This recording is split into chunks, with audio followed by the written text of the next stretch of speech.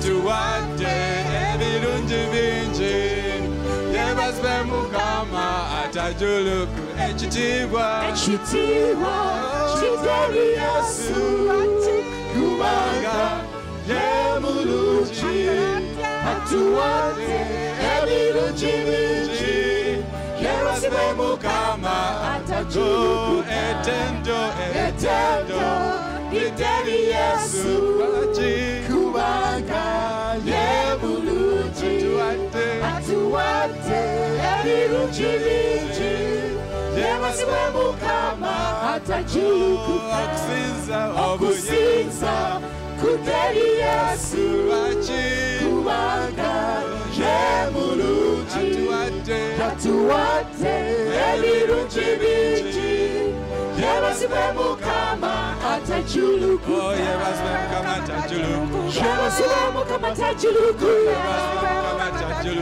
yebazibwe Mukama atajuluku yebazibwe Mukama atajuluku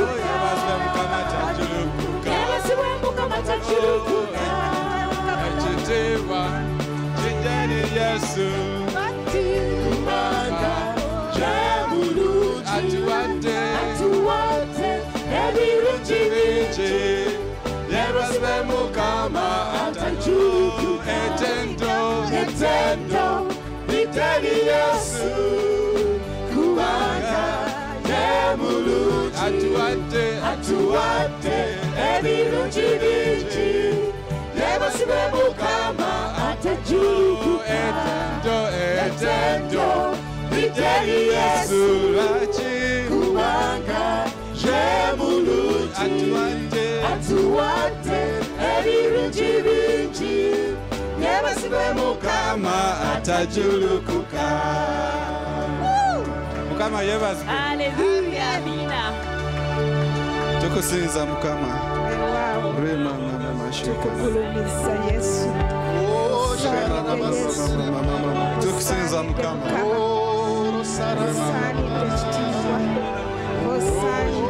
Osanide Mukama. Osanide Mukama. Tukusinza Mukama. Tukusinza Mukama. Oh mama. Tukusinza Yesu.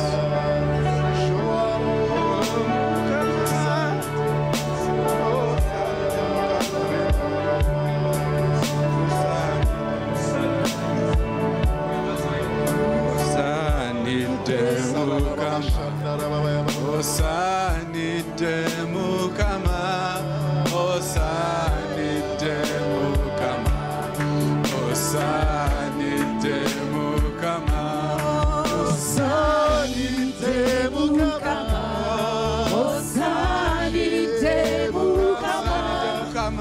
osanide Mukama, osanide Mukama. Osanide Mukama, osanide Mukama, osanide Mukama, osanide Mukama,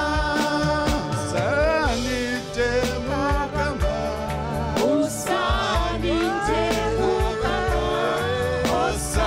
osanide Mukama, osanide Mukama, osanide Kabaka, osanide Kabaka, osanide Kabaka, osanide Kabaka, osanide Mukama, osanide Mukama, osanide Mukama, yes.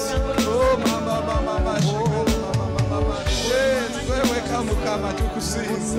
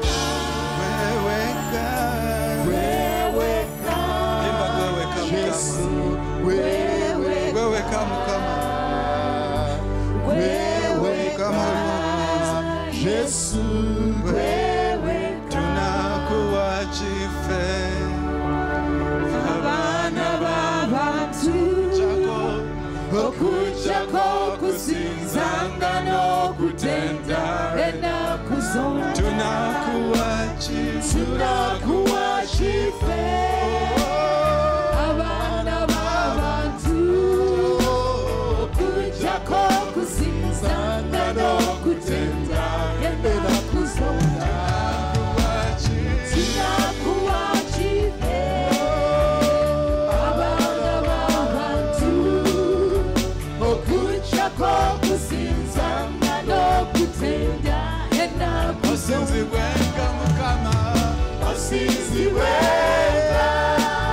Mukama katonda waffe osiziwenga Mukama enaku zonse osiziwenga Mukama katonda waffe osiziwenga Mukama enaku zonse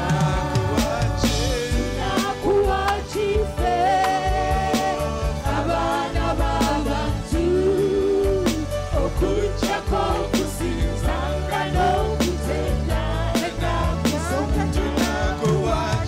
tunakuachife abana b'abantu okuchako kusinzanga no kutenda enaku zonse osiziwenga Mukama katonda waffe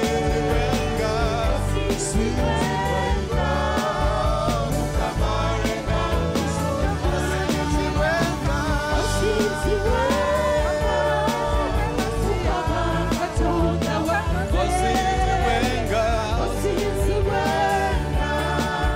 Mukama enaku zonse osiziwenga Mukama katonda waffe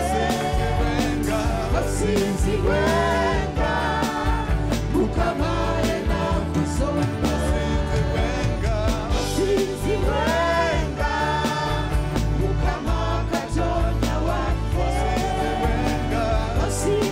osiziwenga Mukama enaku zonse osiziwenga Mukama katonda waffe osiziwenga Mukama enaku zonse osiziwenga Mukama katonda waffe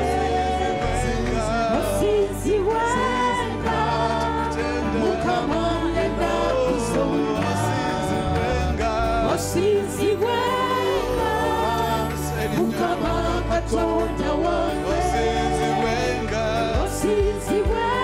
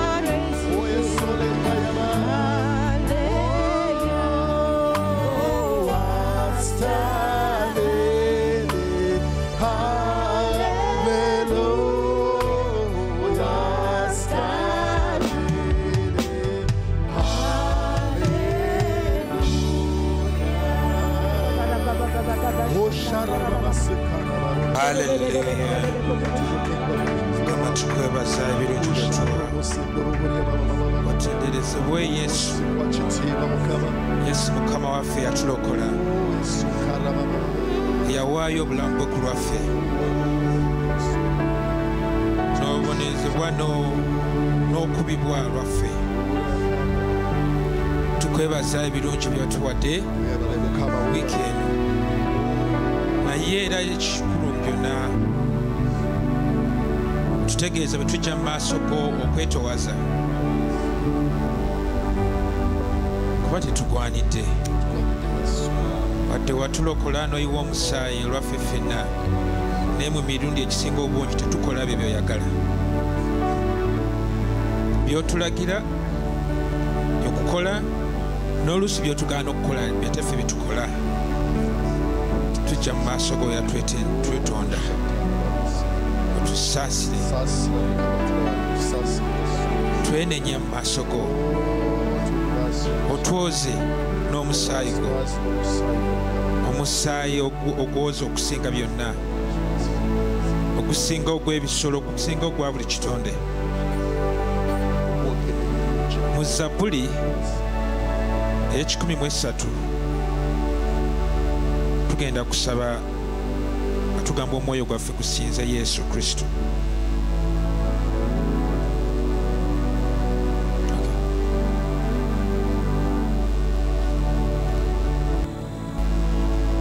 Agamba bw'ati, Zabbuli ya Dawudi naye Zabbuli ya buli muntu wano. Zabbuli ya Antony, Zabbuli ye lekawo erinnya lyo. Ogamba nti weebaze Mukama gwe emmeeme yange ne byonna ebiri mu nda yange. Mwebaze erinnya lye ettukuvu. Weebaze Mukama gwe emmeeme yange, so teweerabira birungi bye byonna. Asonyiwa ebikolwa bye byonna ebitali bya butuukirivu. Awonya endwadde zo zonna. Anunula obulamu bwo buleme okuzikirira. Akussaako engule ey'ekisa n'okusaasira okulungi. Akussa akamwa ko ebirungi. Obuvubuka bwo ne budda obujja ng'empungu. Mukama akola eby'obutuukirivu. Atuukiriza emisango ku lw'abo bonna abajoogebwa. Yamanyisa Musa amakubo ge n'ebikolwa bye eri abaana ba Isirayiri. Mukama ajjudde okusaasira n'ekisa. Alwawo okusunguwala. Alina okusonyiwa okungi. Tanenyanga nnaku zonna, so taabenga na busungu mirembe gyonna. Tatukoze ng'ebibi byaffe bwe biri, so tatusasudde ng'ebikolwa byaffe ebitali bya butuukirivu bwe biri. Kuba eggulu nga bwe liri waggulu okusinga ensi, n'okusaasira kwe bwe kuli okungi bwe kutyo eri abo abamutya. Ebuvanjuba n'ebugwanjuba nga bwe biri ewala, bw'atyo bw'atutadde ewala ebyonoono byaffe. Nga kitaawe bw'asaasira abaana be, ne Mukama bw'asaasira bw'atyo abamutya. Kubanga amanyi omubiri gwaffe, ajjukira nti ffe tuli nfuufu. Omuntu ennaku ze ziri ng'omuddo, ng'ekimuli eky'omu nsiko. Bw'ayera bw'atyo, kubanga empewo zikikuntako ne kibanga ekigenze, n'ekifo kyakyo tekirimanyika nate. Naye okusaasira kwa Mukama kwava mu mirembe gyonna, era kulituuka mu mirembe gyonna eri abamutya, n'obutuukirivu bwe eri abaana b'abaana, era abo abakwata endagaano ye, n'eri abo abajjukira ebiragiro bye okubikola. Mukama yanyweza entebe ye mu ggulu, n'obwakabaka bwe bufuga byonna. Mumwebaze Mukama, mwe bamalayika be, mwe abazira ab'amaanyi abatuukiriza ekigambo kye, nga muwulira eddoboozi lye ery'ekigambo kye. Mumwebaze Mukama, mwe mwenna eggye lye, abaweereza be, abakola by'ayagala. Mumwebaze Mukama mwe mwenna emirimu gye mu bifo byonna byafugiramu. Weebaze Mukama gwe emmeeme yange. Kubira Mukama engalo ez'amaanyi. Era omwebaze mu bigambo byo olw'ekigambo ekirungi bwe kiti ekituzaamu amaanyi. Tetugwanidde naye akutugambye nti ebibi byaffe abyerabira ng'obuvanjuba bwe biri ebugwanjuba. Mukama tukwebaze olw'ekigambo kyo ky'otuwa buli ku makya okutuzaamu amaanyi. Tukwebaza Mukama nti wadde ebibi byaffe tebitugwanyisa kuzimirira mu maaso go, naye olw'ekigambo kyo olw'okukkiriza okwogamba nti ku makya, buli ku makya ekisa kyo kibeera kipya. Mukama tujja mu maaso go nga tusaba ekisa kyo nti bw'oba otunenyeza tetugwanidde, naye olw'ekisa kyo otukkiriza ne tukomawo n'otuyita abaana bo. Emmeeme yange neekusinza, emmeeme yange eribuulira abalala bonna nti Yesu ye Mukama waffe. Tukwebaza era tukukubira engalo nga tukusinza nti gwe wekka akwanidde ettendo n'ekitiibwa. Mu linnya erya Yesu Kristo tusabye, amiina. Amiina. Mukama yeebazibwe. Amiina. Mutuuleeko tweyanza kwaya okutukulembera mu kusinza. Mwebalire ddala. Mwasize mutya? Ogyebaliko akakuba katuuse. Ensi egamba ki eyo? Temumanyi kubuuza mu Luganda. Mbuuze mu Luzungu afuga. Tubaniriza olwaleero mu kusinza kwaffe. Mukama tumwebaza okubakuuma n'okubawa obulamu, kubamazaako wiiki ewedde, era tumukkiriza nti akoze ebirungi mu myezi egiyise n'emyaka. Wakisa era mukkiriza ajja kukola n'ebirala ebisingawo. Erinnya lye litukuzibwe, erinnya lye litendebwe mu mirembe n'emirembe gyonna. Amiina. Waliwo bannaffe abali wano omulundi gwe gusooka okujja okusinza naffe wano leero. Buba bububi mukono tugenda kwaniriza mu ngeri ey'enjawulo. Mukama waffe yeebazibwe. Abo bawera mwebale kujja. Tweyanziza okujja okutulabako. Ndowooza abakebezi mubalabye bannaffe abazze oba mubamanyi mu record. Tubaniriza Feel at Home. Eno ye God's Fortress Ministries, church y'abantu ekkomamboga. Kulembeza Yesu Kristo ng'omulokozi w'abantu bonna era asobola buli kintu kyonna ekiba kiremye. Mwebale n'okukeera okujja mu misa esooka. Siba nyangu naddala nga akakuba kakedde kutonya. Naye Mukama tumwebaza nti musobodde okujja. Amiina. Waliwo alina obujulizi bw'ayagala ogamba nti Yesu akikoze neera. Abantu nga 2 omu 2 3 buli omu ajja akozesa eddakiika 2 atubulire Yesu kyakoze. Omulala asobola okukyogera mu kukkiriza nti Yesu agenda kukikola kuba yampadde ekigambo kye nti kino Mukama agenda kukikola. Waliwo omu 2 mujje. Mukama yeebazibwe.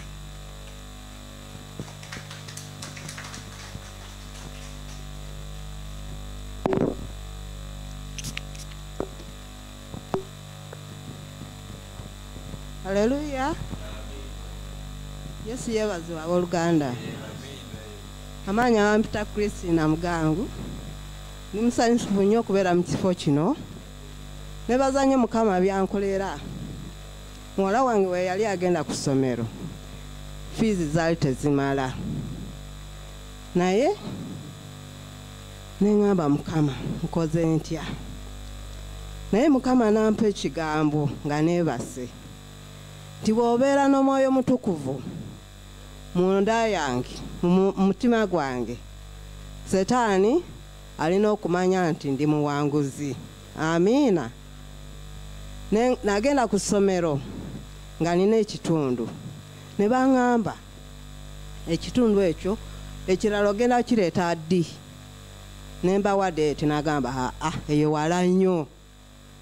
Zireete nga wakira 31 ogw'okusatu. Ne baŋŋamba okuwandiika commitment. Kati nze nenkomawo naye nebaza Mukama ti Mukama taswaza abantu be. Naye okimanyi nti we nagenda okusasula banka siripu nasasula sente zona. Twesige Mukama, Mukama takubirayo. Tendo lirye. Amina.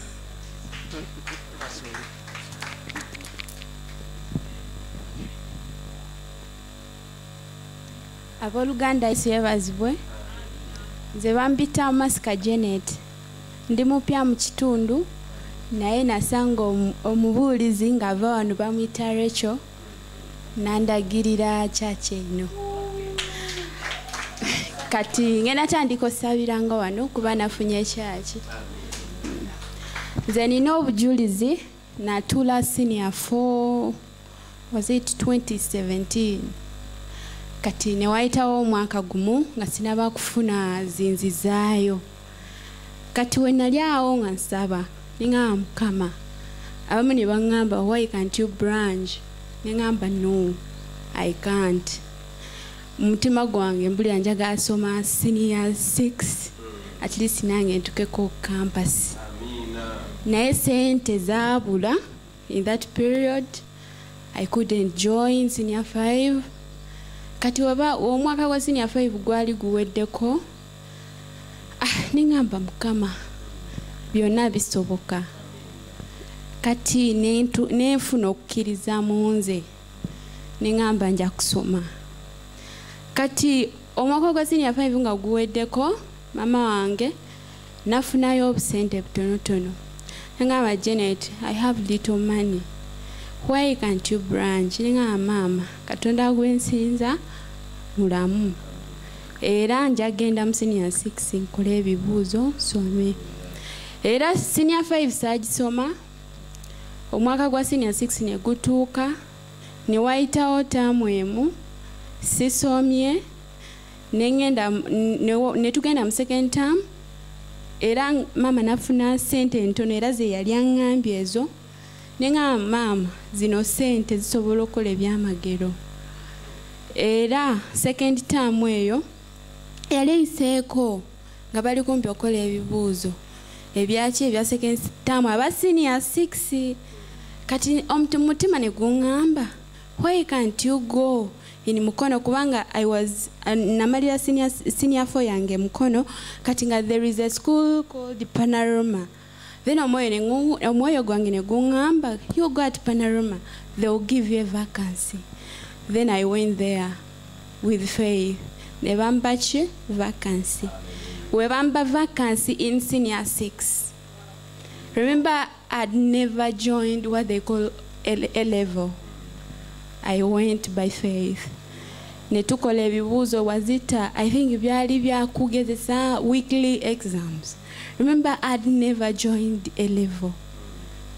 But the first time things were not easy. It was a history paper, European history. We did it. And I got over, it was like over 20. But what? Everyone laughed in class. And they thought I was from somewhere and I've been in HSC, yet I was never even.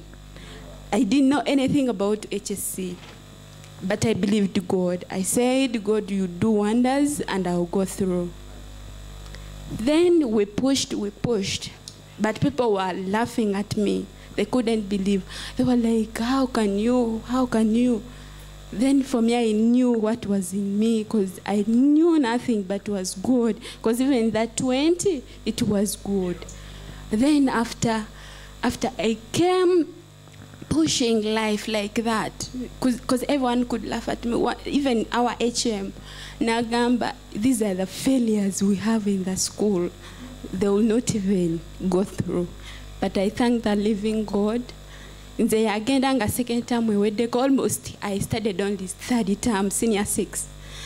But I thank the living God, I managed to get 9 points.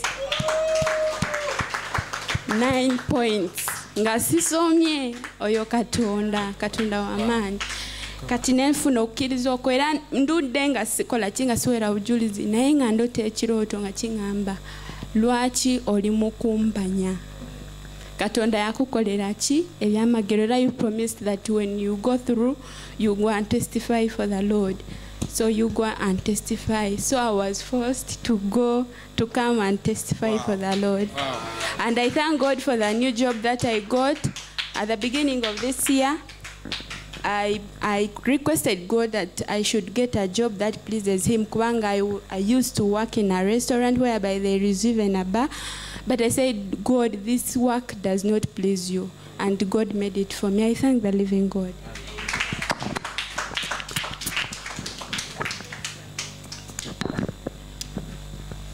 Amina, twebaza Mukama. Mukama yeebazibwe. Sagala kulwa wano. Naye omwami oyo nsaba ayimirireko. Mwami Tema nsaba oyimirireko. Ndowooza mu bulabo obuwanvu. Neebaza Mukama tituwezezza emyaka 17 mu bufumbo. Era nasabye Mukama nti nja kufumba paka mutuuke ku buwanvu bwe. Mukama yeebazibwe ekitiibwa n'ettendo. Mukama yeebazibwe. Amen. Twebaze Mukama olw'obujulizi buno. Mukama omulungi tukwebaza olw'obujulizi bw'abazaana bo bano. Tugwe bintu byonna gw'obikola. Twebaza obujulizi bwa Mama Christine tiyakukkiriza n'awuliriza ky'omugamba mu mutima era n'omugabirira nga bwe wasuubiza. Twebaza Janet wano atuwadde obujulizi obuwanvu obulaga nti mu bulamu bwe mw'oli ddala era gw'ofuga. Akyali mwana muvubuka. Kye tusaba era tekimanyi ojja kukikola. Togenda kumukulembera obulamu bwe. Ti byonna by'asalawo okukola bikuweese ekitiibwa n'ettendo. Era twebaza ne batema abaziwezeza emyaka 17 nga batambula bonna olw'ebirayiro bye baakola era ng'era beeyagala mu ndagaano eno gye wabawa. Bagayizize bagulirewo enzigi zonna ezaggalawo obalage nti gwe Mukama eyeesigika era akola byonna. Tukwesibaza nga tuyita mu Yesu Kristo afuga nawa.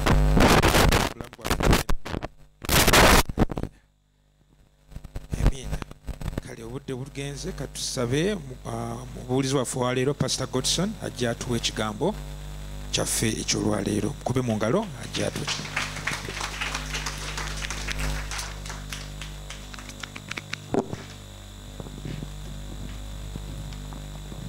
Tukwireko omusumba Bugembe mu ngalo.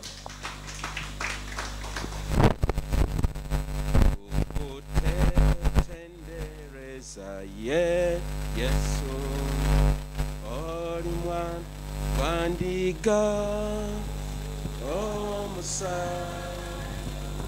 naziza nebaza omulozi Yesu tukote tendereza Yesu oli mwana gwandiga omusayi gunaziza nebaza omulozi Yesu tukote tendereza Yesu oli mwana gwandiga omusayi gunaziza nebaza Yesu omulokozi. Ayi Katonda yatonda eggulu n'ensi, tukwebaza amakya ag'olwaleero nga tukuŋŋaanye wano mu maaso go okusinza mu mazima ne mu bwenkanya. Mukama tukwebaza nti n'otuwadde omukka gwe tussa, n'otuwa obulamu, n'otuwa ekisa kyo, n'otuwa obulokozi. Mukama ffe tuli basanyufu nnyo mitima gyaffe nti twalokoka. Ayi Mukama, era Mukama n'abawadde obujulizi bwe tukwebaza Mukama kubanga obujulizi obwo bulaga amaanyi ga Katonda. Era Mukama tulangirira nti oluganda wadde obujulizi eyatandika okusoma nga talina ssente mazima ddala ajja kumalirako ddala kubanga bonna bonna bakwesiga tebaswazibwa ayi Mukama. Era Mukama nsaba nti omwana ono ajja kusoma amalirize HS yonna mu buwanguzi obw'ekitalo era amalirize ne university degree esooka ajja kola degree ey'okubiri ya masters akole n'eyokusatu ya PhD nga akabonero akalaga nti abeesiga Mukama tebaswazibwa.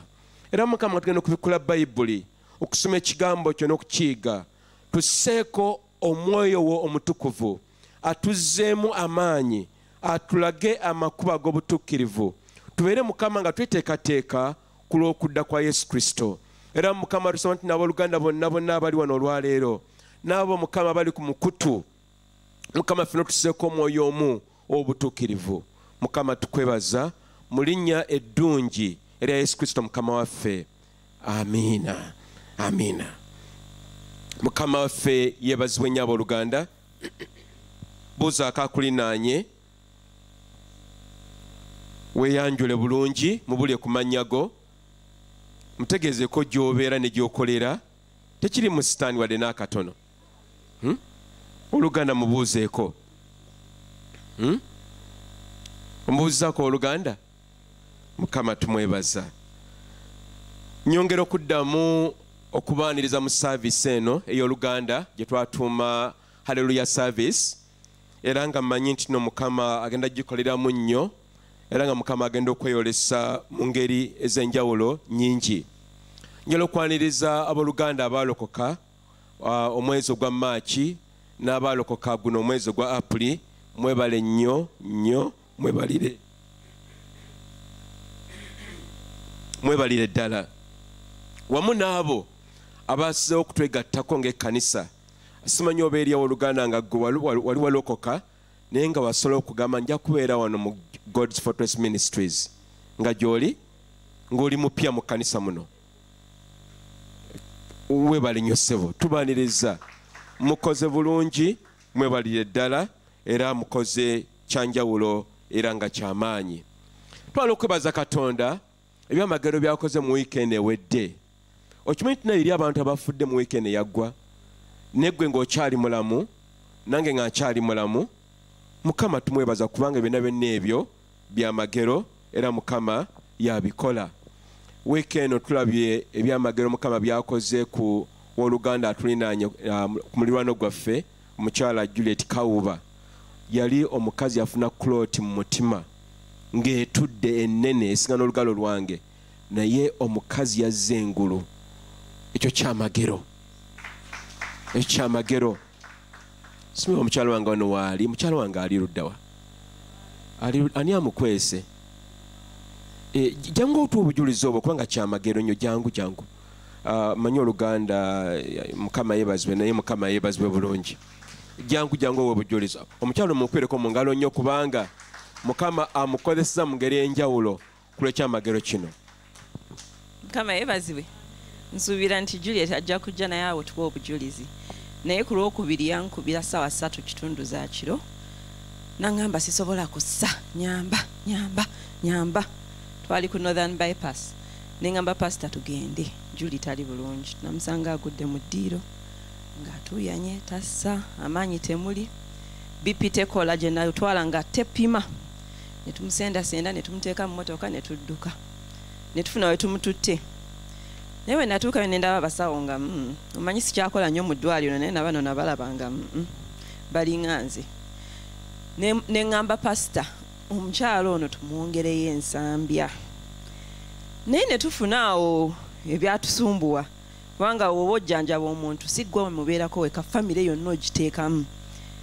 Kati nga tetunafuna bulungi kubo ne bamuzeeka bakola some investigations ne bamuzeeka. Naye bulijjo mbeera up country, mbeera Tororo, mbeera Soroti, mbeera busy. Naye Mukama wiiki eno yanteeka okukola esseeta. Ekitegeeza eka mbadde ntuukawo 12. Naye nga bwe ntuuka ku mulyango gwange nga Mukama anteeka ku mutima genda ewa Juli, totuula, sooka wa Juli. Ate nga bulijjo ntuuka mu nyumba yange ne nkola ebyange nina ebyokkola bingi.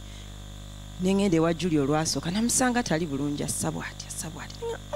Ne ŋŋamba pastor n'omukyala alina ekizibu. Kiri omwo munda ate si COVID.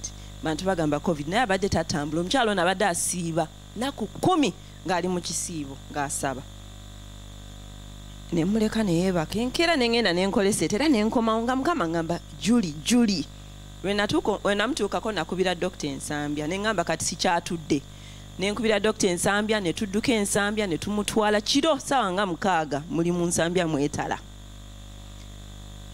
ne batuwa wodi ngambi ne ngamba omukyalo bamuzeeyo ekankeere pasita nangamba omukyalo oyo kathe nga mukoowu ne tumulekawo we bwakya mukama nangamba Juli nensituka ne nkwata olw'Ensambya ne tukola tests kola kino kola kiri nga nze mwetambuliza naye mukama n'ateekawo nga abasawo banzijjukira Dr. Kathy how are you bannange dokita waffe nga buli wamu tuyingira naye test gye twasemba okukola nali sirabangako kitole kinene bwekityo mu mutima gw'omuntu ne dokita yakikola yaŋŋamba omukyala nga mulwadde weebale kukola ki kulemerako n'omuleeta tugenze mu ICU tukkiridde batutaddeko ebyuma ebiwanvu n'ebimpi mukama n'akola ki n'amuwonya twavuddeyo mu ICU tuli kugonzaga naye abasawo kuliko omusawo yakomawo n'agamba ono omukyala kintu kimu bwe kiti kyamuwonyezza okusiiba kwe yabaddemu ennaku 7 ng'akoowola mukama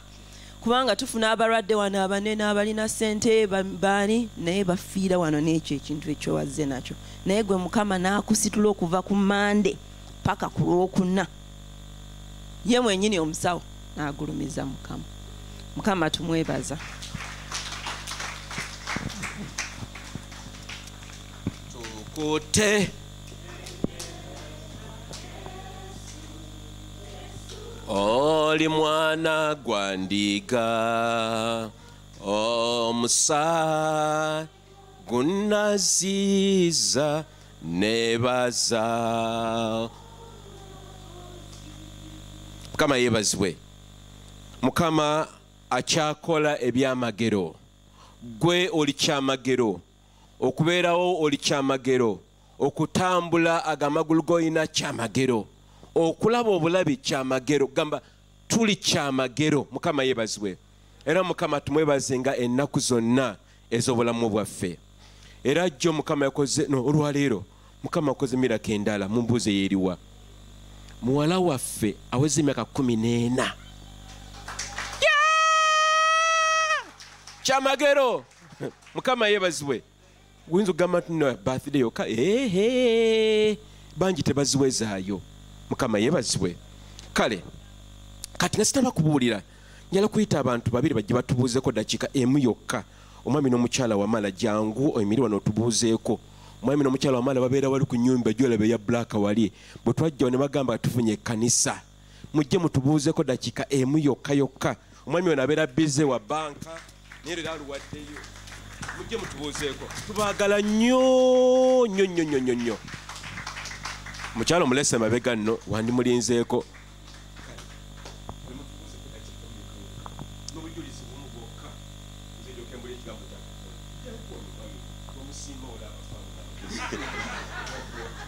kama waffe yeebazibwe amannya nga pasita wagambye nze Wamala Emmanuel nkola mu Stanbic Bank neebaza mukama olw'okuba nti yampa omulimu era nkola bulungi n'olw'obulamu bwatuwadde wakati wange ne mukyala wange ono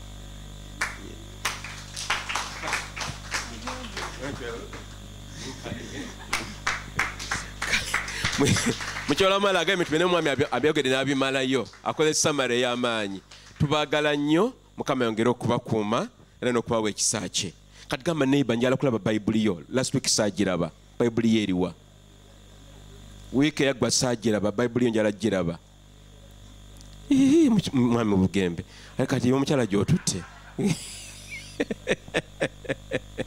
neiba mugambe njala kulaba bayibuli ndi serious by the way bayibuli ziriwa ne notebook mwe tuwandiika mwami Wamala bayibuli yo eriwa ate yo omukyala eriwa okay mukoze bulungi kale mukama waffe yebazibwe twagala ekkanisa abantu abajja okusinza nga balina bayibuli nga balina akatabo ke bawandiikamu ne peeni ey'okuwandiika mukama yebazibwe obwo bugayaavu obwo butatutwala bayibuli tubusibe ku mpagi tukole tutya tubusibe ku mpagi. Mukama yeebazibwe. Tukyali mu ssomo lyaffe eryo omugendo oba olugendo okukula mu bintu eby'omwoyo we tukyali awo. Era mu musomo ogwo tuyize amasomo agawerako. Agamu ku go y'ensonga ey'okwenenya gye nayo Musumba Anthony tuyisaamu wiiki nga 2-3, ensonga y'okwenenya. Mu ssomero yagamba nti kitugwanidde ffe ng'abooluganda okutambulira mu kwenenya. Bwe tuba nga tugenda okulokoka twenenya. Bwe tumala okulokoka okukemebwa kugenda mu maaso. Era ebiseera ebisinga obungi tugwa mu nsobi nnyingi. Ne tulimba, ne tubba, ne tuwaayiriza, ne twenda, n'ebiringa ebyo. Kati kitugwanidde nga nange owooluganda okuba nga tutambulira mu ttuluba eryo abantu abeenenya ebibi byabwe. Bwe mankoze ensobi kingwanidde nze okwenenyeza mukyala wange n'omuntu omulala yenna gwe mba nsobezza. Eryo lyali ssomo mu mugendo ogwo ogw'okukula mu bintu eby'omwoyo. Sande yaggwa twayiga ku nsonga endala. Ani akyajjukira? Era akyajjukira ku sande kiki twayigako? Lydia yogera nnyo. Ne tugamba tutya?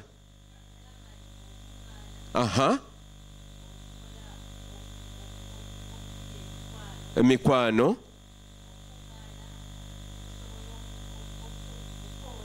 okoola Katonda nga muli bangi, ne mubeera nga muli b'amaanyi. Mukyala Sebyalo badde ogamba otya? Tubuguma. Mukama yeebazibwe. Tubugumira ddala bulungi. Senga ekkanisa ne badde ng'erimu gwe wekka ng'otuddeawo katebeko, yandibadde nzibu nnyo, si bwe kiri? Naye bwe tukuŋŋaana tubuguma mu Kristo Yesu ne tufuna amaanyi. Bayibuli egamba nti nno omu agoba 1,000, ne bwe tubeera ababiri tugoba 10,000. Mukama ffe yeebazibwe. Kakitugwanidde gwe nange okubeera nga twewaayo buli sande okuŋŋaana. Mu kuŋŋaana ng'abooluganda mwe muli amaanyi, mwe muli ekitiibwa kya Katonda, mwe muli okweyolesa kwa Mukama nti nno ffe tuli baana ba Katonda ate tuli muntu omu. Mukama ffe yeebazibwe. Era sande eyo nasoma ekyawandiikibwa mu Ebulaniya 10 n'essuula 24-25 nga omutume Pawulo agamba nti bannange temuvanga kukuŋŋaana nga mwenna, kubanga olunaku lwa Yesu lunaatera okukola ki?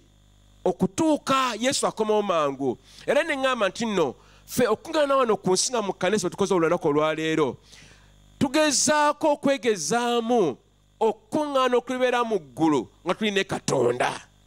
Mukama ffe yeebazibwe. Kati obeera ng'oli munaffe okuŋŋaana, olisobola otya okuŋŋaana ne Katonda mu ggulu nga tutuuse eri? Tulina okuba nga tubikolera wano kaakati nga tukyali ku nsi. Mukama ffe yeebazibwe nnyo. Nensoma ne Bayibuli n'olunyiro lulala lwali mu Bayibuli Isaaya 55 lunyiro lw'omukaaga nga Bayibuli egamba nti mukuŋŋaane era munonye Mukama nga kikyasoboka, kubanga ekiseera kigenda kutuuka nga tikyasoboka kuŋŋaana. Ensonga eno kanjiddemu njogeremu kaakati kubanga njala ojjutegeere ogiwulye bulungi. Lwaki njogera bwe nti tuli mu nnaku ez'oluvannyuma. Omulabe Sitaani asudde enkuuli, ayagala okusaanyawo ekkanisa ya Katonda ate ng'akozesa abasajja ab'amaanyi abafuga amawanga gano gonna, bafuga ensi zonna, bavunnamiza buli kintu kyonna. Lwaki? Kubanga Sitaani abakoleramu basobole okuzikiza ekkanisa. Bino ebya coronavirus okugulawo amakanisa, omulabe yali mwali. Era mu korona muno baasibira amakanisa, abooluganda bangi baaserebera ne bagwa. Abaali abookya abasabi nga banoonya Katonda kati bali kuwalagi banywa, baagwa. Era ennaku ezijja mu maaso tomanya oba bayinza okuddamu ne baggalawo amakanisa. Kisoboka. Naye bw'obeerawo omwaganya nga tusobola okukuŋŋaana okusina Yesu Kristo, tukole ki? Yogera n'omwanguka, tukole ki? Tukuŋŋaane. Mukama ffe yeebazibwe. Kakati awo twebere twejjukanya bye twayiga mu wiikisi 2 oba 3 emabega. Olwaleero tugenda okuya ku nsonga endala, era nga ensonga eyo y'emu eyo ey'okubeera mu mugendo guno okuba nga tukula mu bintu eby'omwoyo. Omutwe guli nti okubatizibwa mu mubiri gwa Kristo. Okola ki? Okubatizibwa mu mubiri gwa ki? Gwa Kristo. Tujja kwogera ku kubatizibwa kwa mirundi mingi wansi wa katwa katono okubatizibwa. Kubanga Bayibuli eyogera kubatizibwa kwa mirundi ng'ena. Mukama ffe yeebazibwe. Ekifaananyi ekyo mukiraba twakikuba wano mu kkanisa nga tuli wamu nga tuzze okusinza wiikisi ntono nnyo emabega. Era nga kitulaga nti nno wankubadde nga tuli bantu ba njawulo naye bwe tukuŋŋaana tubeera omuntu ki? Omu mu Yesu, gwe mubiri gwa Kristo gwe tugerako nako olwaleero. Oba oli mumpi, oba oli muwanvu, oba oweerako ddala kasayizi, oba olinga ng'olubaawo, tuli muntu omu. Mukama ffe yeebazibwe, tuli muntu omu. Kati njala gamba nti nno Bayibuli bwe yogera kubatizibwa eyogera kubatizibwa kwa mirundi ena. Okusooka kwe kubatizibwa mu mubiri gwa Kristo, era olunaku olwaleero gwe mutwe gwaffe. Ekyokubiri kwe kubatizibwa Mwoyo Mutukuvu n'okwogera mu nnimi n'ebirabo eby'Omwoyo Mutukuvu.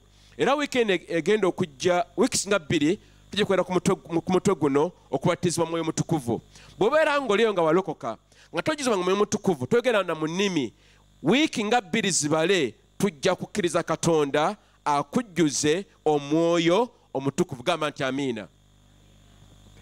Okubatizibwa okwokusatu okubatizibwa okw'amazzi amangi kye tugenda okukola ng'ennaku z'omwezi Meeyi nga 16 z'ewiikisi nga 2 okuva n'olunaku olwaleero. Buuza kulinaanye wabatizibwa mu mazzi amangi bwe walokoka bwe wenenya ebibi? Andokasi gy'oli? Niba ani agambye nti nze sibatizibwanga? Teeka omukono gwo waggulu. Niba oba agambye tabatizibwanga teeka omukono waggulu. Kale kakati kye tugenda okukola mukimanyi. Antidokasi oli luddawa? Oba patience funa olupapula lwaffe, funa olupapula yangu Luganda. Twagala bwe wandiise. Lwaki? Twagala kunyika amazzi amangi. Era tujja kukyogerako olwensonga lwaki oteekeddwa okubatizibwa. Ngenda kyogerako mu dakiika katono nnyo ezigenda okujja mu maaso. Kati okusembayo okubatizibwa kwe kubatizibwa olw'okubonaabona olwa Yesu. Bwe tumala okulokoka batukijjanya ne batubonyaabonya. Lwaki? Lwa mazima. Okola n'omwami ono kubanga munene nnyo ye boosi wo alina ebirala by'asaba ebisukkulumye ku bbaluwa gye baakuwa yakuyingiza mu kitongole ekyo. Si bwe kiraba Luganda? N'abeera awo n'akulemerako n'ogaana n'akukijjanya. Lwaki? Kubanga walokoka. Abalala batusongamu ennwe. Ono Oluganda gwe bagamba Juliet yali mu kusiiba. Bwe twakyogera mu ddwaliro ne kifuuka olwetalo. Omukazi wuuyo abadde asiiba anti obulaba ebivuddemu. Naye ng'ate okusiiba okwo kwe kwamuwonya. Omanyi lwaki? Kankinyonne bwe nti bwe yasiiba omukyala Juliet omubiri gwe tegwafuna maanyi nga bwe gwandibadde bulijjo, n'abeera nga yeetalaatala. Kakati blood clot yo buli obeera ng'oli active weetalaatala naye ng'etambula. Omanyi gyegenda? Mukyala wange kozi egenda wa? Mu mutwe? Mawuggwe? Anti ye musawo, nze siri musawo. Ndi musawo wa kubuulira Bayibuli. Mukama yeebazibwe. Kakati eba enoonya kunoonya ki? Mawuggwe. Era senga omukyalo eti yali nno tali munafu yandifudde. Kubanga yalibadde atambula nga naye bwekola ki? Bwetambula. Kati okusiiba okwo kwe kwamuwonya. Naye bo baali bagamba batya anti obalaba baabo. Mukama ffe yeebazibwe. Kakati okubatizibwa mu kubonyaabonyezebwa. Kakati abooluganda ebitongole bingi mawanga mangi biba n'engeri gye byaniriza abantu abayingidde mu bitongole ebyo. Katugambe nga universities oba amasomero babeera n'ebikola bye bakola ebikulaga nti n'oyingidde mu kitongole ekyo oba university eyo oba ettendekero eryo, oba ebitongole ebikolagana n'ebyemizannyo babeerako ne bibakola okulaga nti n'okoze eki? Oyingidde mu kitongole ekyo oba sports club eyo oba ekitongole eky'emizannyo. Weekend ewedde ndi mutuufu wano abakama bafe aba NRM baali kyankwanzi. Ani yakiwulyako ekintu ekyo? Baali baaniriza bonna ba NRM abayingidde mu kibiina kyabwe, era bakola ebintu bingi. Lwaki? Kubanga ekyankwanzi kiraga nti katuli waki wa NRM. Kati mu ngeri y'emu bwe tuyingira mu Kristo Yesu, okubatizibwa mu mazzi amangi oba okubatizibwa mu mubiri gwa Kristo ke kabonero akalaga nti tuyingidde mu kisibe ekyo. Gamba nti amiina. Era njagala nnyo okubategeeza nti abooluganda, bw'obanga walokoka guno omwezi ogwedde oba guno gwe tulimu kaakano, oba walokoka myaka 10 nga tobatizibwanga, kikugwanidde okubatizibwa mu mazzi ago amangi tugenda okukola nga May 16. Of course oyinza okumbuuza nti nno bwe mba sibatizibwanga sigenda mu ggulu. Ojja genda mu ggulu, naye waliwo obuntu obujja okukubulamu. Waliwo ebirungo ebyetaagisa, kirina okusiika embizzi nga tekuliko katungulu. Eyinza okuwooma, si bwe kiri? Naye eba ebulamu ekirungo. Mukama ffe yeebazibwe. Kakitugwanidde owooluganda okubatizibwa mu mazzi amangi. Naye okubatizibwa mu Mwoyo Mutukuvu, rather okubatizibwa mu mubiri gwa Kristo, kujja nga tumaze okwatula Yesu nga olaze emitima gyaffe. Mukama ffe yeebazibwe. Okubatizibwa mu mubiri gwa Kristo kujja nga omaze okukkiriza Yesu Kristo ng'omulokozi wo. Era okubatizibwa ke kabonero akalaga nti Katonda afunye abantu abapya mu kisibo kye. Kakitugwanidde ggwe nange okwewaayo okubatizibwa mu mazzi amangi, naye of course mu mubiri gwa Kristo tokijja nga kibeera automatic bw'omala okukkiriza Yesu ng'oyingidde mu mubiri gwa Kristo Yesu. Bayibuli erina ebintu byogera bingi ku kubatizibwa kuno kwenjogerako okwa omubiri gwa Kristo. Abakolosaayo 2 n'essula 12 Pawulo awandiika n'agamba nti bwe mwaziikibwa awamu naye mu kubatizibwa era kwe mwazuukiriramu olw'okukkiriza okulokola kwa Katonda eyamuzuukiza mu bafu.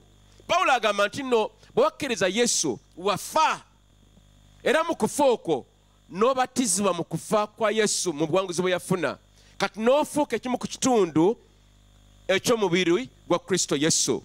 Yokaana 3:5 egamba bweti, Yesu n'addamu n'agamba nti ddala ddala mbagamba nti omuntu bw'abatizibwa amazzi n'omwoyo tayinza kuyingira mu bwakabaka bwa Katonda.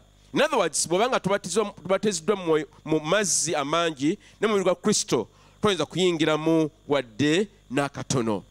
Abefeso 4 wandika wansi, Abefeso 4 olunyiri olwokuna paka olw'omukaaga lwogera kaati ku nsonga eno. Bayibuli egamba nti omubiri guli gumu n'omwoyo gumu, era nga nammwe bwe mwayitibwa mu kusuubirwa okumu okwayitibwa mu kusuubira okuyitibwa kwammwe. Mukama waffe omu, okukkiriza kuki kumu, okubatizibwa kuki kumu. Kakati ggwe bw'okkiriza Yesu ng'omulokozi we n'aba nga ayingidde mu ggwe, ofuuka ekimu ku kitundu ku mubiri gwa Kristo Yesu. Weekubireko mu ngalo. Kugamba kyewuunyisa Mukama nge gyakikolamu. Newankubadde nga tuli banjawulo, oli muna Kenya, oli muna Nigeria, oli muna Uganda, oli mukakwa, oli mu Lugwara, tekiinaako kyonna kye kikwataganako. Mu Yesu tuli muntu ki? Omu. Oba wavaawa, oba ggwanga ki, oba oli wa buwanvu ki, ekyo Mukama tekimukwatako. Tuli muntu ki? Omu. Kati abooluganda, kitugwanidde okwagalana ffekka na ffekka. Lwaki? Tuli muntu omu. Tunula ku kigere kyo. Tunulira ekigere kyo. Senga weekoonye ekigere ekyo n'okikoona bulungi ne kiyiika omusaayi, n'olwaleero ne luvaamu, wandize olwaleero? Wandize? Osanga wandize. Naye olowooza omukono tugwandilumiziddwa omukono gwo, naye ng'obulumi buli ludda wa? Wansi eno ku kigere. naye olwokuba nti omubiri ntunogwo guli gumu wadde nga ebitundu bingi kiba kintu kimu kyokka. Kati n'olwekyo njagala okubaaniriza nate okubeera ekimu ku kitundu mu kanisa yaffe eno eya God's Fortress Ministries. Oyinza okubeerawo ng'oli awo ng'olowooza nti nze nange ndi wano, naye oli mukulu nnyo ku kitundu eky'ekkanisa eno. Ate ekitundu ku kanisa yonna amawanga gonna ageetoolodde ensi eno. Tuli kitundu ku kanisa eyawamu Yesu na Mukama gye yatonda era gy'akolako ennaku zino zonna. Era njagala okubeebaza abooluganda abaalokoka mu mwezi ogwa Apuli n'abaalokoka mu mwezi ogwa Maaci era n'abeeyongerayo okulokoka abalala. Eno weekend twali tugenza okukola follow up n'abooluganda. Tugenza okulaba abooluganda abaalokoka okubabuuzaako bane muli mutya, Mukama abakuumye atya. Tuba tuli awo abalala basatu nabo ne beegatta ku Kristo ne bagamba naffe twagala kulokoka. Mukama ffe yeebazibwe. Kale nno twabatizibwa mu mubiri gwa Kristo bwe twakkiriza Yesu nga omulokozi waffe. Kyewuunyisa nti nno tuli mu kiseera nga amawanga mangi nnyo tegakyayagala kukolagana gokka na gokka. Ensi nga Uganda teyeemalirira, erina okwegatta ku mawanga amalala, East African Community oba African Union oba European Union. Lwaki? Kubanga wetutuse kakati amawanga tokyasobola kubeera weka bwannamunigina, olina okwegatta ku mulala okuba nti olina kyokola ekinayamba abantu bo. Era mu ngeri y'emu n'ekkanisa ya Yesu tekyasobola kubeera nga oli gweka nga gwemalirira, tosobola kwemalirira. Era ekkanisa yonna yonna gyefa yenkana ebeera erimu abakebezi, erimu abakwata vidiyo, eriyo ababuulira. Kugamba ffenna wamu tubanga ekiwagu kyolaba ekyamatooke ekyo oba ekyandiizi oba ekyabbogoya nga kiri wamu. Mu bumu obwo mwe tufunira amaanyi. Mukama yeebazibwe. Mu bumu obwo mwe tubeera nga tusobola okuwangula omulabe sitaani nga twegasse wamu. Kiringanga amannyo ge nali ngamba wiiki eyaggwa, erinnya erimu teriyinza kulya nnyama. Naye kiba kyamagero kitya? Terisobola. Lisobola erinnya erimu ne lirya ennyama ne giruma ne ligigaya bulungi? Tekisoboka. Wadde akalo tekiyinza kulya kalo. Erinnyo limu oba olugalo olumu teruyinza kulwana lutwa ne luwangula. Bwe ruti okola otya? Ogatta wamu engalo meka? 5. Sanga tujjako engalo 3. Ebbiri ezisigaddewo ziyinza okutuyana. Naye obumu obwo buba bukulu nnyo ddala eri abaluganda aba Kristo abaalokoka. Era Mukama atuyita tubeere omuntu omu kubanga tuli mubiri, omubiri ogwa Kristo. Era ekkanisa ekigigumya kyokka nti buli muntu abeera mu kkanisa abeerako ne kyaleeta ekiyamba omubiri gwa Kristo mu kkanisa eyo okugenda mu maaso. Ekkanisa erina okubeeramu abakebezi, nebeeramu abeegayirizi, nebeeramu abakadde b'ekkanisa, nebeeramu abakyala, nebeeramu abaami. Kati ffenna okwegatta wamu tufuuka abantu ab'amaanyi ne tutwala omulimu gwa Mukama mu maaso. Twakubye ekifaananyi ekyo nga kiraga omubiri gwo. Ku mubiri wo ogwo kiki oyinza okuggyako omuntu n'abeera nga mulamu bulungi? Olwo kyoyinza okuggyako omutwe oba nkokola oba maviivi n'ogaggyako. Maviivi, enviiri naye nkyayinako, oba njala. Kugamba omubiri ogwo okubeera nti omuntu asobola okudduka oba okutambula wadde nga gwina ebitundutundu bingi naye gula mubiri muki gumu gwokka. Nga n'ekkanisa bwetyo bwebeera. Kati buuza mu Ggwanda wakulinaanya mubuuze, ku mubiri gwa Kristo oli kitundu ki? Oli maaso, oli matu, oli bigere, oli mugongo, oba oli mavivi. Kakati kambabulire kino deyo kafaananyi kali ak'omubiri nkabalage. Senga omusajja ono tumuggyako okugulu kumu, bw'aba waakudduka akomawa? Abaana akomawa? Wangi? Akoma waali. Ate otomuggyeko omukono gwokka, ayinza okudduka? Asobola okudduka naye nga ayinza obutasiba bulungi. Si bwe kiri? Kikye tuyiga wano nti no omubiri okutambula obulungi ebitundu byonna bino okuba nga bikola bulungi. Kati kanziye gy'oli olwaleero oyinza okuba nga mu kkanisa oli maaso, naye olwokubanga oli munafu mu bulokozi bwo ekkanisa efuuka ki? Muzibe. Oyinza okuba nga gwe oli matu ku mubiri gwa Kristo, naye olwokubanga nti oli munafu nnyo gwe tofaayo, ekkanisa yafuuka ki? Kiggala. Oyinza okubeera ng'oli lubuto mu kkanisa. Sigamba omukyala ayina omwana nga mukyala wamala naye ngamba ng'oli lubuto. Okimanyi nti bw'otaba na lubuto oyinza kulya mmere eyo? Mukama waffe yeebazibwe. Buuza akulinaanye oli kitundu ki ku mubiri gwa Kristo? Oli nviiri, oli bibegabega? Ddamu mubuuze kyoli ku mubiri gwa Kristo okikola? Bw'oba oli bigere odduka? Bw'oba oli maviivi ofukamira wansi n'osaba?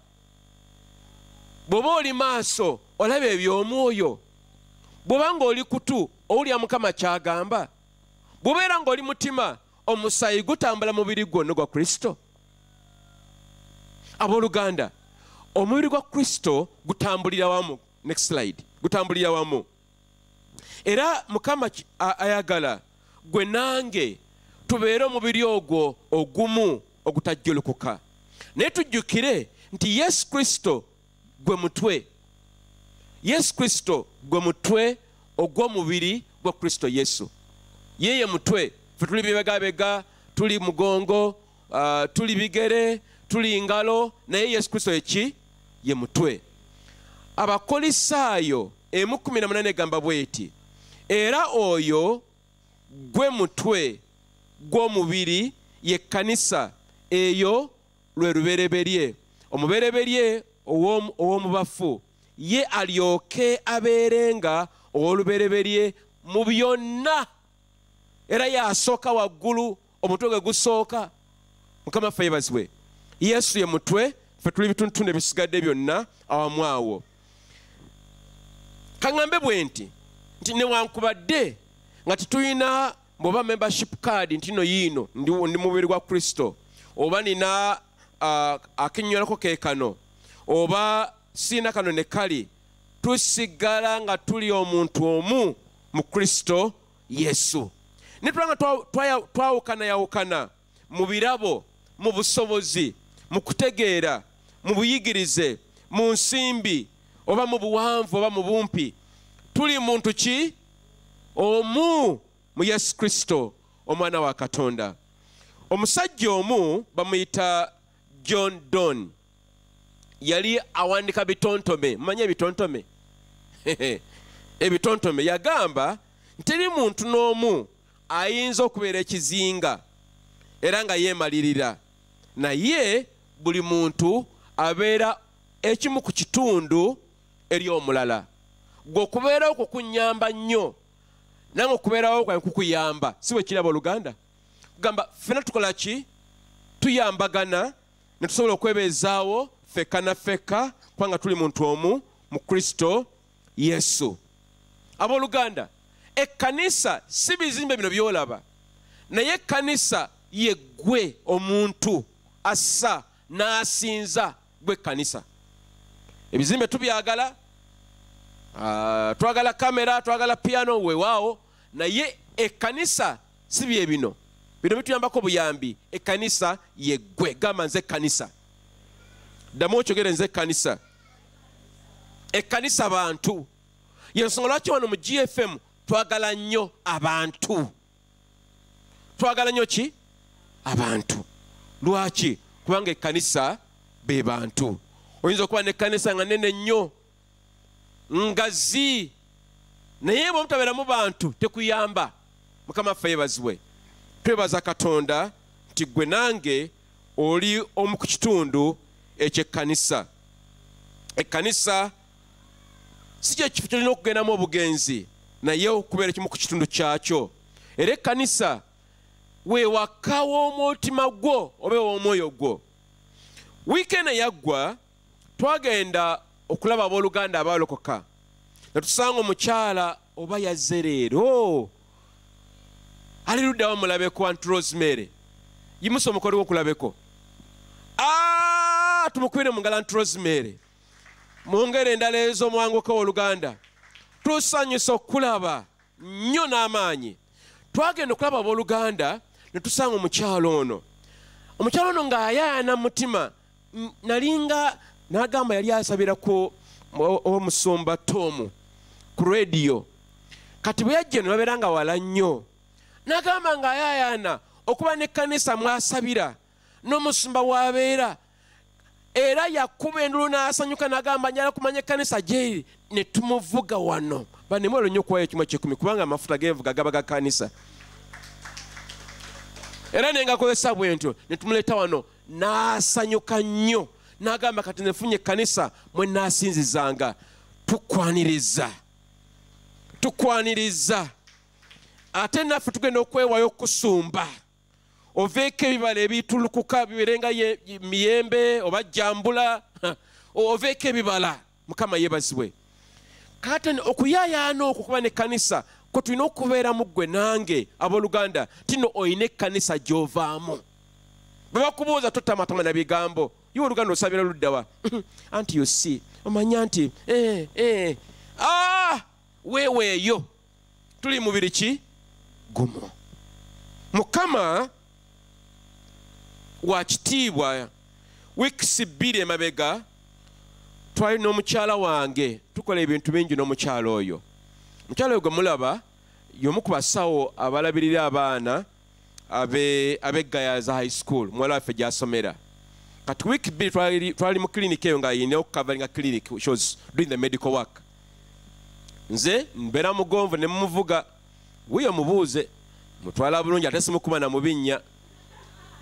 Mpozi ebiba binnemeredde. Katuba tuli eyo muwala waffe najja okutubuuzaako talemwa kuba naye gy'asomera. Katalemwa muwala waffe mukyala wa maanyi, by then yafuka na prefect ennaku zino, prophet wa COVID. Kaakati yalina okwefosinga amateeka, oyambadde masiki, sanitizing and all that. Kaakati nagamba kati bakwano bange bababuuzeeko koffe weewaawo. Mwana muwala yasomba banne. Onako nali nkoye neŋŋamba nali ndowooza bwe naagenda omukyala wanaaba ali mu kiriniki ng'akola nja kugira omutto gw'emmotoka nguzizike wansi ngalambireko neebakeko. Olowooza kyasoboka? Omuwala ng'aleeta banne bangi, ono ajja n'agenda n'aleeta omulala n'agenda, ate nga abaleeta tebaddayo bonna babeerawo ku mmotoka. Kakati omu ku bo bali bamuyita Amaka n'atula mu mmotoka talina gy'agenda, ayagala kaboozi. Ne twogera emboozi etajja naye Mukama n'atusaasira. Kakati talemwa nambuuza nti dadi otandika service ey'okumakya? Ne mugamba twagitandika. Naŋŋamba ndowooza nnungi. Ne mugamba nnungi esaavu gyagamba yeneyo esaavu 2. Kaakano ono Amaka mukwano gwe bw'awulira n'asanyuka nnyo n'agamba muyina ekkanisa. Talemwa n'agamba taata wange musumba. Amaka n'agamba kati musumba nkwegayiridde maama mukubira essimu kati omugambe oli musumba n'ekkanisa eri Komamboga, kubanga twali tunoonya ekkanisa emyaka mingi. Twali tubeera Najeera katuli Gayaza tulina kkanisa. Omwana nenkubira maama w'omwana ne twogera, n'agamba ajja kujja mu kkanisa eno bamwita Debbie Namata. She's a professional woman. Gamba omukyala bwe namukira essimu yasanyuka n'agamba nange nfunye ekkanisa. Mukama waffe yeebazibwe. Kye kyamusanyusa kubanga kati afunye awaka. Era mulokole njala okugamba kino, mulokole tobeeranga nga tolina kkanisa. Bw'obanga ovudde wano mu GFM n'ogenda e Karamojja, funa ekkanisa e Karamojja. Waliwo Luganda baafuna emirimu eggulu ne bangamba musoma tugenze eggulu, mulala agenda Arua ne mubuuza ofunye ekkanisa, nangamba sinamugamba toddeyo okunkubira essimu nga tulina kkanisa e Arua. Nagamba neyeebadala neyeebuzaabuza, kati ekyannyamba tulina abasumba bangi betumanyi. Ne babuuza ekkanisa ziri mu Arua ne bampa essimu. Ne mugamba kati n'ekkanisa gy'oba okola ki? Gy'oba osabiramu. Lwaki? Ekkanisa nkulu nnyo. Oluganda mulala yagenda Dubai. Nagamba omanyi ze ni Dubai bonabona abasiraamu, nagamba basiraamu nkimanyi naye mu Dubai mulimu amakanisa nga lowooza nsaaga. Nengenda ku intaneti nengasangako amalungi amakanisa. Ne mugamba ekkanisa yiino. Nagamba wategedde ote? Mugamba emikutu mingi ennaku zino. Mukama waffe yeebazibwe. Gamba owooluganda bw'oba ozze mu GFM tuula kalira. Waliwo akatabo ke nasoma Oluganda era ku nsonga y'ekkanisa. Abooluganda abava mu kkanisa eno n'abada mu kkanisa endala. N'agamba n'atuwa ekyokulabirako eky'omuti. N'agamba nti omuti bw'ogusibukulayo gubadde n'osala emirandira egiri wansi gyonna gyonna n'ogusimba awalala guyinza okuddamu okumera ettaka nga ddungi. Naye n'agamba nti omuti ogwo senga oddamu n'ogutimawo wansi n'oguteeka awalala oyinza obutaddamu kugulaba. Kati oluusi bwe kityo bwe kibeera. Naye of course Mukama akola ebintu ebyo mu ngeri ya njawulo. Mukama yeebazibwe. Mukama yeebazibwe. Mu mubiri gwa Kristo tutambulira wamu. Kanzemu akantu kano kalekeeko. Tutambulira ki? Wamu. Era ekkanisa etambulanga gye. Ekkanisa erina okubeera ng'ekolera wamu kubanga omubiri wa Kristo gutambulira wamu. Era ng'omubiri gwe bwe gukoze walowooza kujja wano emibiri ne giteekateeka engoye zo ne zigolola engoye ne zikuba engatto n'oli kacaaya akaasuse ku makya omukono ne gukola ebigere ne bikutambuza. Kugamba omubiri gwonna nga gukola. Si bwe kiri? Nga n'ekkanisa bwetu bw'erina okubeera. Abakwaya bayimba, abakebezi bakola, buli omu gamba akola ekintu. Gamba gwe naawe atanafuna buweereza, njagala nnyo obe nga ofuna obuweereza. Gamba akwinanye njagala obeere nga naawe oweereza. Funa kyokola mu kkanisa. Toyinza kutula butuuzi ku Sande ejja nejja n'okomawo n'omalako omwaka otudde. Tunakuweereza paka diggwe. Tobeera munyuunyunsi. Mukama waffe yeebazibwe. Kubanga ffenna tuli mubiri ogwa Kristo. Ddamu slayidi eri. Nabadde ngamba nti ebigere tebyemalirira. Gitwe. Slayidi. Ebigere si birungi, ebigere ebyo birabika bulungi nnyo. Biriko ne vanishi biki, naye ebigere ebyo tebyemalirira. Byemalirira? Tebisobola kwemalirira.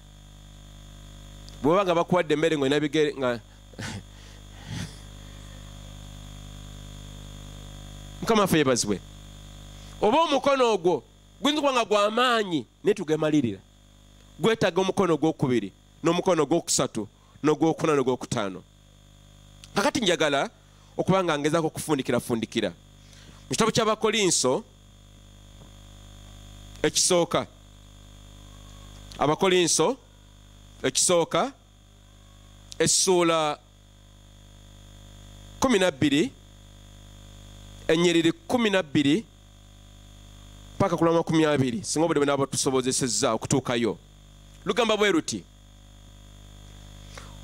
kuba omubiri nga bwe guli ogumu ne guba n'ebitundu bingi, n'ebitundu byonna eby'omubiri newankubadde nga bingi, gwe mubiri guki?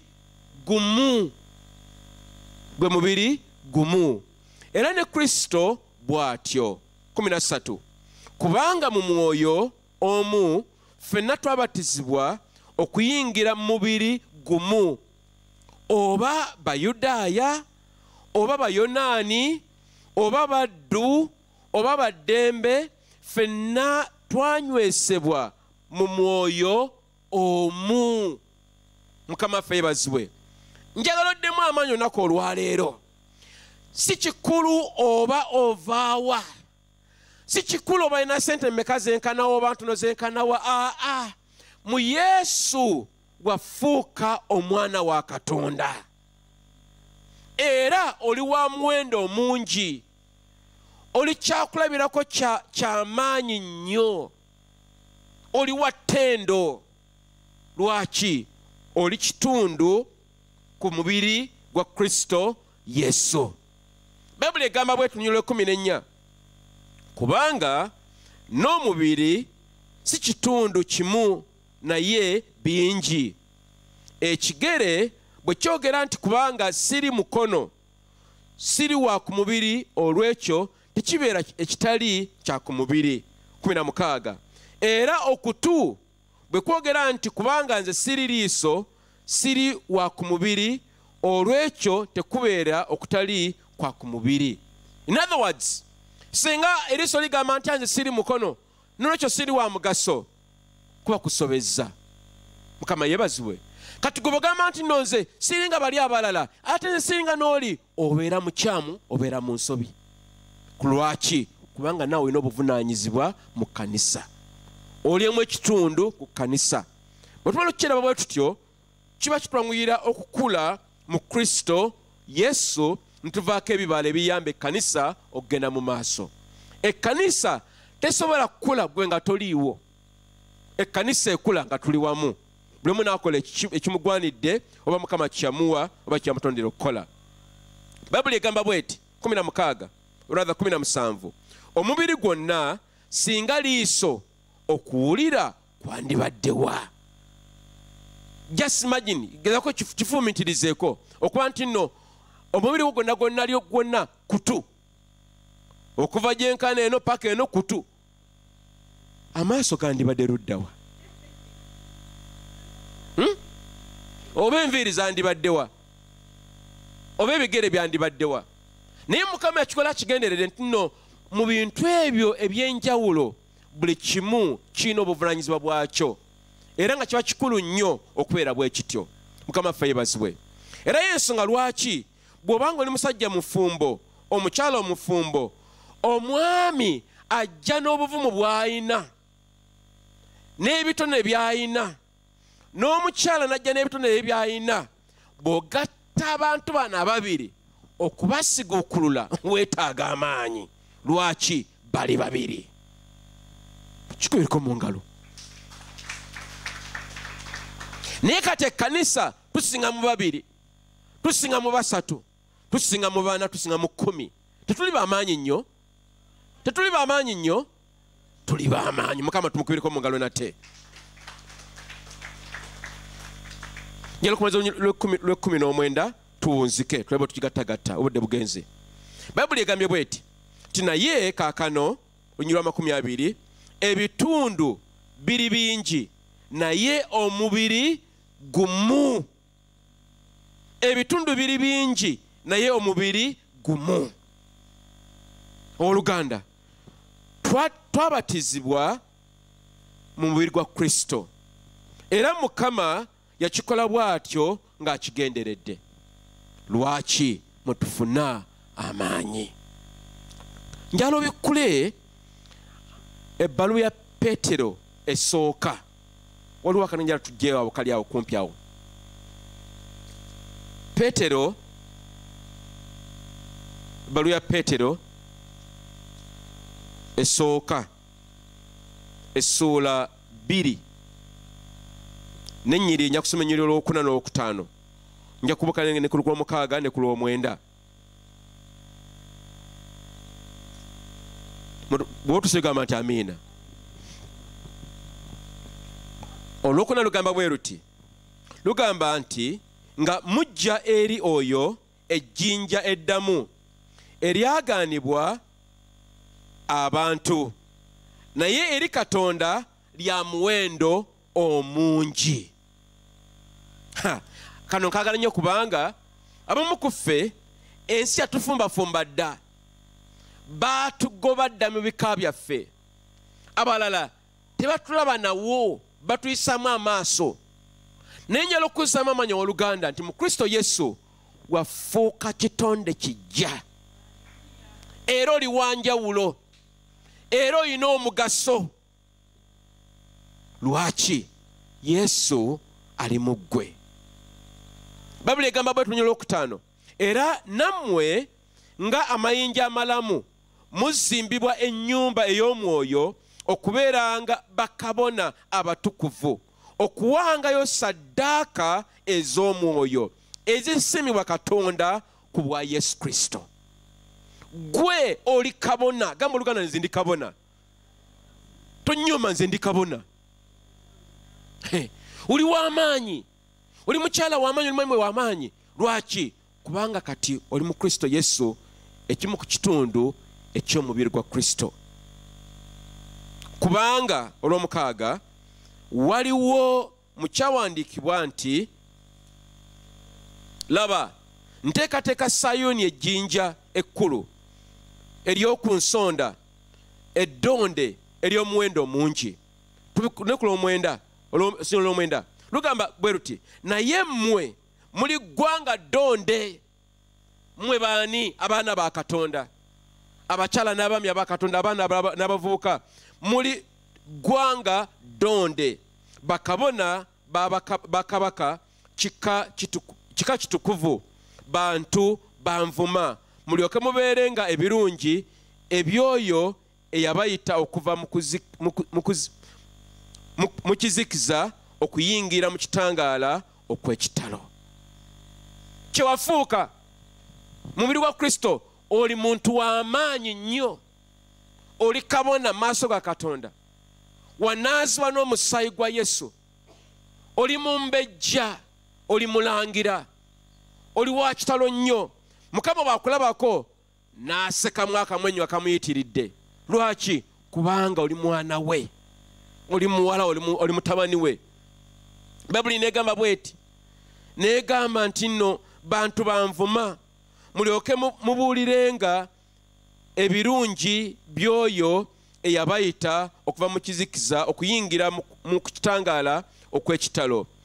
10 egamba bweti, edda abataali ggwanga, naye kaakano muli ggwanga lya Katonda.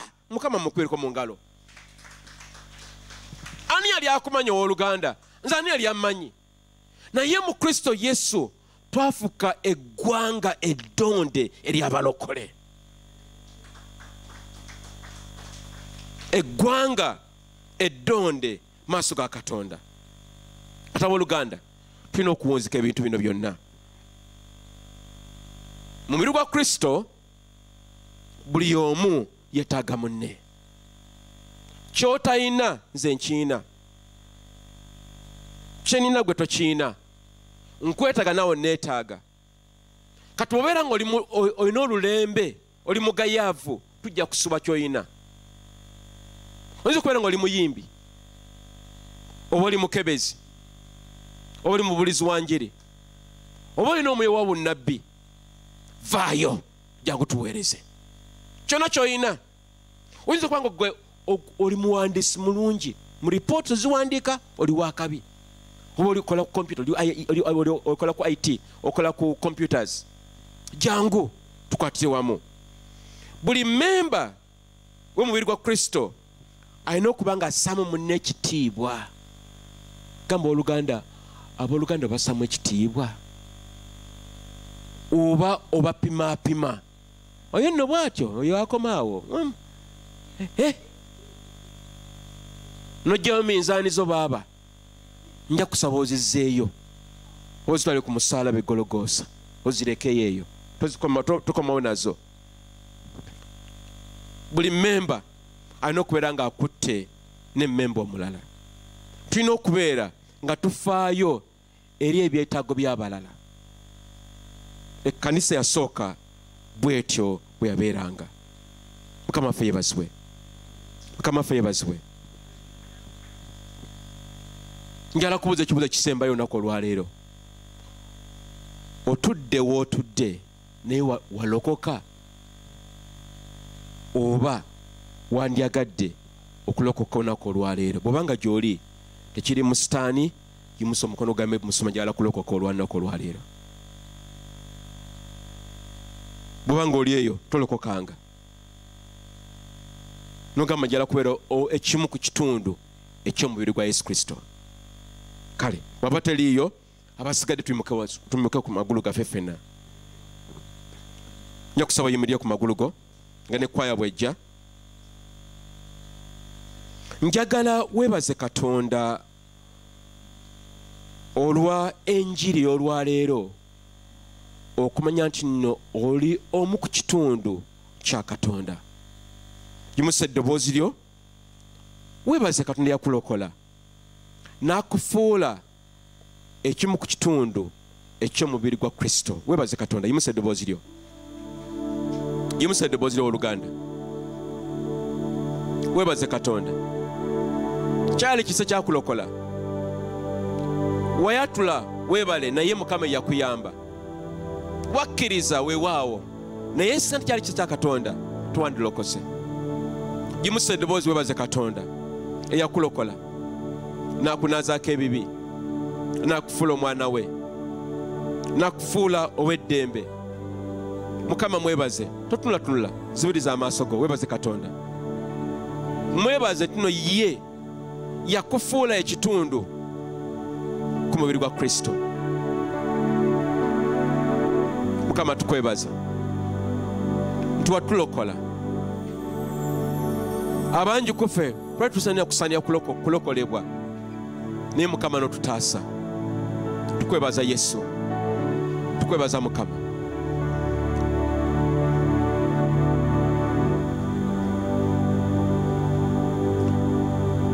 Ekyokubiri, weeweeyo gamba Mukama, nze neewaddeyo okubeera omubiri gwa Kristo. Neewaddeyo era nsazeewo okwewaayo nate okubeera omubiri gwa Kristo. Weeweeyo. Katonda waffe si wa mpaka, ayagala tweweeyo kyeyagalire. Nja kusaba weeweeyo. Ekyokusatu, gamba Mukama, njagala manye ekitundu eky'omubiri gwa Kristo kyendi. Bwe mandi kutu, nyamba mbeera okutu mbeere nga mpuliriza. Bwe mbeera viivi, nyamba nsobole okuba nga ndi mwegayiriza. Bwe mba nga ndi mikono, njagala ompe ekyokukola mu kkanisa. Bwe mba nga ndi bigere, ntambule mbuulire enjiri.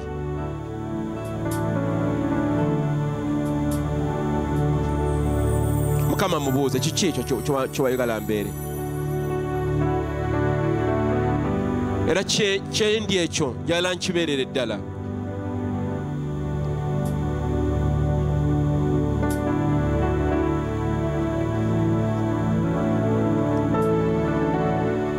Oh God.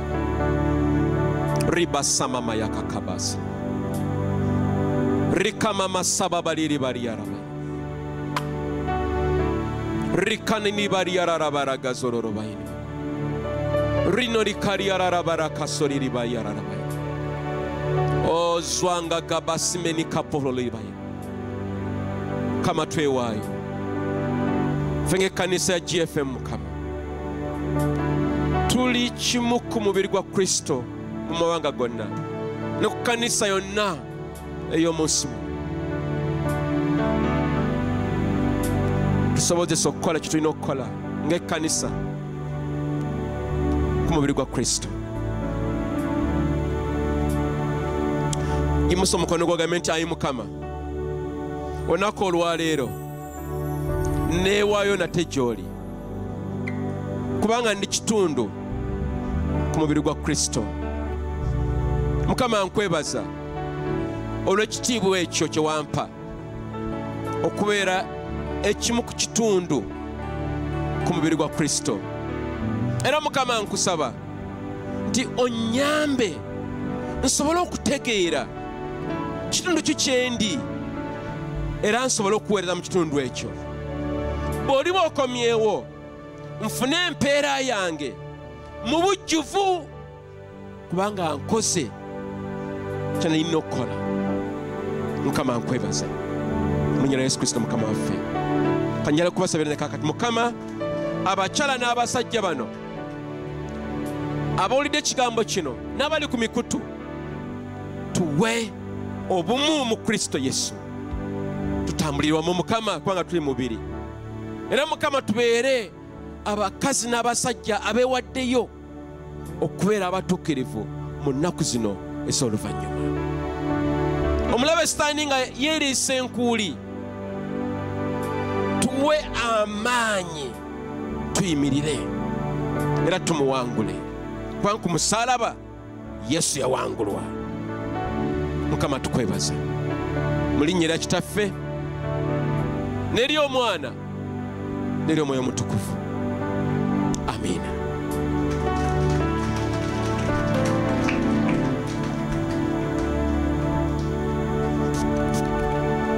Kama tumukubire ku ngalo ez'amaanyi.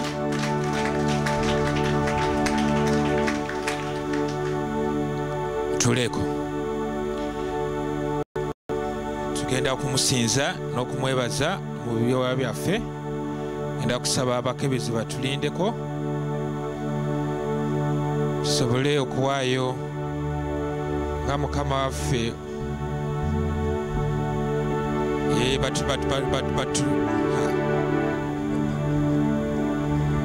Ushers, please wait upon us. Mulete ebibbo tukuŋŋaanye bye tuleese maaso ga Mukama. Akwaya bwe tuwa oluyimba.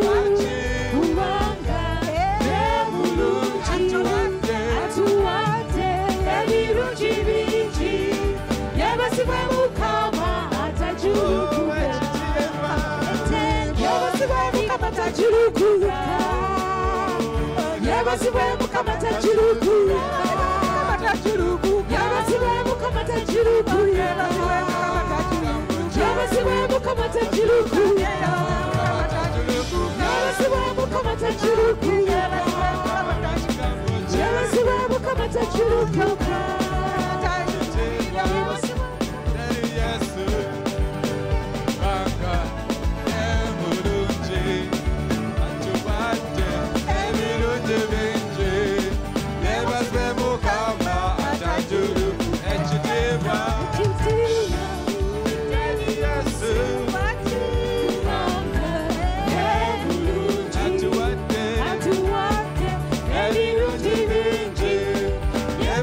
Mukama atajuluguka.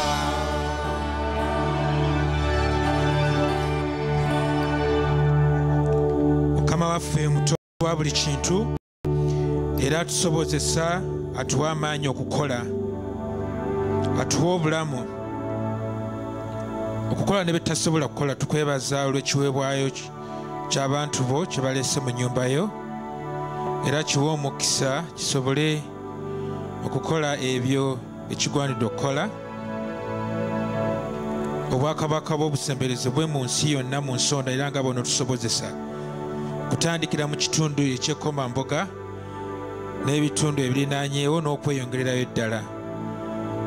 Era Mukama tusaba nti mu kuwaayo kwaffe mu ssaddaaka zaffe, abamu tukikola mu kukkiriza nti ogenda okuwonya endwadde zaffe, togenda kuwonya abantu baffe, togenda kukola ebyamagero goyeka byasobola okukola, ogenda kutusumulula mu ngeri ezisinga obungi. Era Mukama mu kukkiriza kuno tumanyi tewali kyotasobola kukola, era tuwaayo n'omutima gumu tirinnya lyo litenderezebwe mu bulamu bwaffe, nti n'abatulaba bategeere nti ddala tusinza Katonda omulamu. Tukwebaza mu linnya erya Yesu Kristo, amiina. Abaluganda, misa yaffe ewedde service. Mugende mu ddembe lya Yesu. An announcement.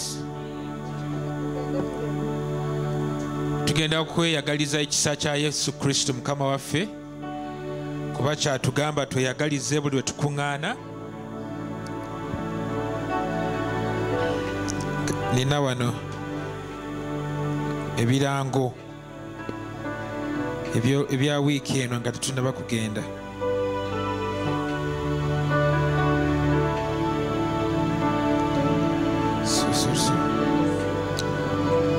Okay. Yes, era okukatiriza musumba kyayogedde. Kukatiriza musumba kyayogedde tubeere n'ekimu kye tukola ku mubiri gwa Yesu Kristo. Buli omu asobola okubeera ekitundu kimu okuwa obuweereza mu mubiri gwa Yesu Kristo. Okuyiga okusaba tugita prayer school etegekebwa Intercessors for Uganda. Tuli mu wiiki yakuna, era ino wiiki gye tugenda okuggalawo abo abandyagadde okujja okwegatta ku balala. Tusoma buli lwa mukaaga okuva ssaawa 2 n'ekitundu paka ssaawa 6 n'ekitundu. Omusomo guno guli ku mutimbagano ne fees kutu abamu bajja wano mubiri ne tusomera ddala. So oba oyagala, oba oyina munno gw'oyagala ajja yegatteko ku balala, olw'omukaaga luno lwe lusembayo. Abo bonna abalina emyaka 10 n'ogenda waggulu abatabatizibwanga okunyikibwa mu mazzi, si okumansa ku mazzi bati okunyikibwa, omukisa guzze nga 16 Meeyi. Naye waliwo n'omusomo ogubeera wano lwa 9 n'ekitundu okwetegeka kutegeera okubatizibwa okunyikibwa kitegeeza ki. So ku lw'okuna 9 twongera okusaba Mukama atugabirire nga church wano tusobole okuzimba ekizimbe kyaki enetuza abantu okusingako wano. Mukama mwesigwa abadde atugabirira, era tumwongere okusaba n'okwebaza nti ayongere okutugabirira.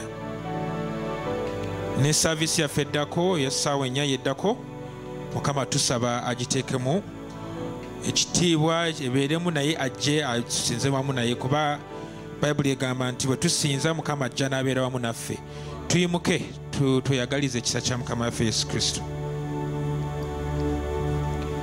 Ekisa kya Mukama waffe Yesu Kristo n'okwagala kwa Katonda n'okuseekya Mukama omutukuvu ibeere naffe ffenna n'eri abooluganda bonna emirembe ekitagwawo. Amiina. Mukama abakulembere, abawe omukisa, nammwe mubeere ba mukisa gye mugenda okubeera. Amiina.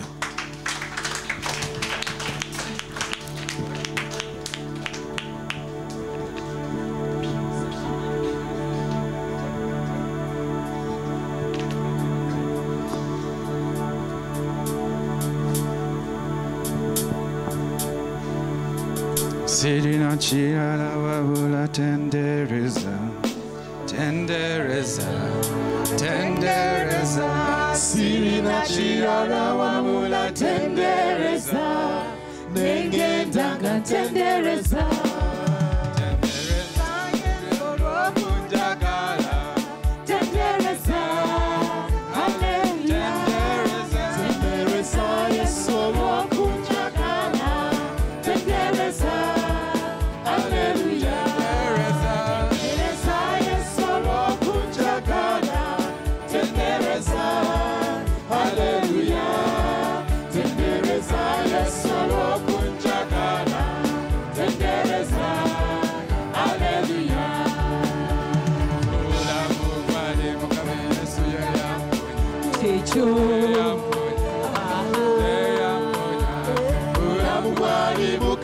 Yesu